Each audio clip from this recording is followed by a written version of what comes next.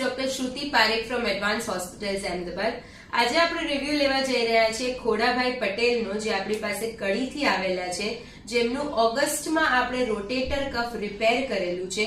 Rotator કફ એટલે સ્નાયુમાં જે main 4 muscles હોય છે, એક બંડલ બનાવે છે, જેમાંના એક અથવા તો એકથી વધારે સ્નાયુમાં જ્યારે ટેર હોય છે, ફાટી જાય છે, ત્યારે આપણે એને રિપેર કરવા પડે છે. એને રોટેટર કફ રિપેર કહેવાય છે. Basically it's a muscle repair. Okay, આપણે ખોડાભાઈને આજે થઈ ગયા છે લગભગ 3 મહિના. 3 મહિના પછી આજે આપણે એમની રિકવરી વિશે જાણશું કે કેવી છે. એ પહેલા આપણે જાણીએ કે એમની ઇન્જરી કેવી રીતે થઈ હતી અને હોસ્પિટલ સાથેનો એમનો એક્સપિરિયન્સ કેવો રહ્યો. તો ખોડાભાઈ, તમને આ થયું કેવી રીતે? આમ તો એસએસસી બોર્ડના પેપર ચેક કરી વખતે બેન્ચ લઈને પાછળ પડી ગયો.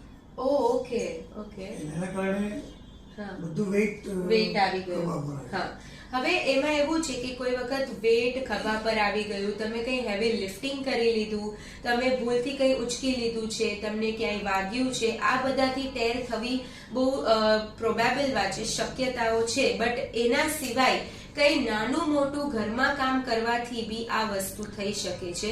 જો અગર તમને દુખાવો બહુ પરસિસ્ટન્ટ રહેતો હોય અને તમારી રેન્જ રિસ્ટ્રિક્ટ થવા લાગી હોય તો એમઆરઆઈ કરાવીને તુરંત સંપર્ક કરવો જોઈએ. અંકલ, ઓપરેશન પહેલા આ જે સર્જરી કરાવી એ પહેલા તમને શું પ્રોબ્લેમ થતા હતા?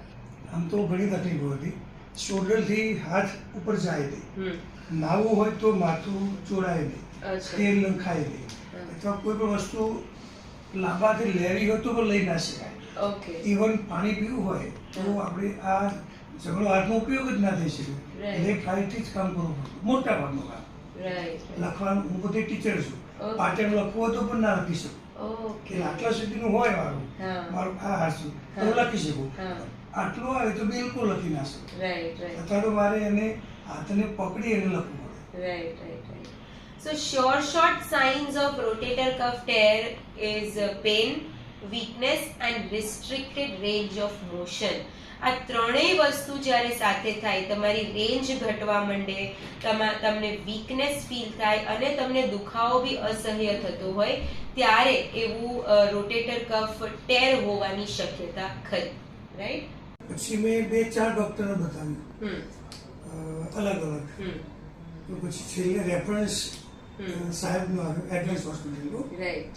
અને પછી સર્જરી પ્લાન કરી દીધી. જ્યારે તમે અહીંયા સર્જરી કરાવી ત્યારે તમે કેટલા દિવસ રોકાયા? 24 કલાક. અને તમારો એડવાન્સ હોસ્પિટલના સ્ટાફ સાથેનો એ વખતે એક્સપિરિયન્સ કેવો? બેસ્ટ. અમારા નર્સિંગ ટીમ ને બધા ટોટલી ડોક્ટર થી મળીને all over staff very good. Okay. અચ્છા, તમે ફિઝિયોથેરાપી કરી પછી? ફિઝિયો લગભગ મેં 40 દિવસ કરી. પ્રોપર ફિઝિયોથેરાપિસ્ટ પાસે કરી. અત્યારે તમારી એક વખત રેન્જ ને બધું બતાવી દો. બધું અરે નો પ્રોબ્લેમ છે. આ તો ખાલી એમ ફોર્માલિટી માટે જ હું સાહેબને મળવા આવ્યો. સો પેશન્ટ ઓલરેડી દેખાય છે કેટલું ખુશ છે. એમણે બધી જ એક્ટિવિટીઝ રિઝ્યુમ કરી દીધી હોય એવું લાગે છે. Day to day activities regularly જે કરવાની આવતી હોય એમાં બી એમને કોઈ પ્રોબ્લેમ જણાતો નથી. અને ખોડાભાઈ બધું જ એકદમ સરસ, બધું કામ ધંધો બધું ચાલુ કરી દીધું છે. Total all over. આપણે સાહેબને કહ્યું નહીં, બાકી વેઇટ પણ ઉચકી શકો છો. નો problem. Okay, we hope to deliver these kind of services throughout our life. Thank you very much.